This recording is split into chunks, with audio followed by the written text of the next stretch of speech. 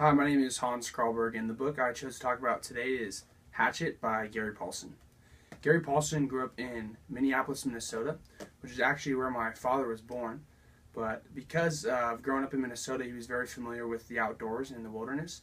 And a lot of the books he chose to write about, including The Hatchet, have to deal with being outside and being in the wilderness.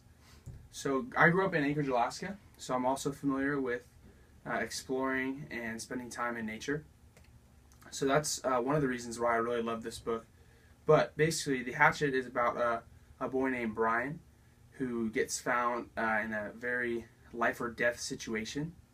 He has to land a plane in a lake where he is left with minimal resources and has to use what he has pretty much directly on him to survive.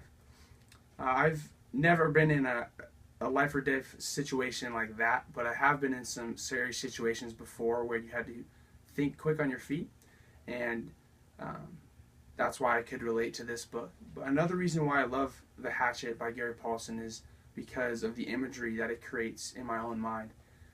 I love nature and I love being outside, and I feel like Gary Paulsen really has a great understanding of how to describe certain situations in the midst of nature and being in the wilderness.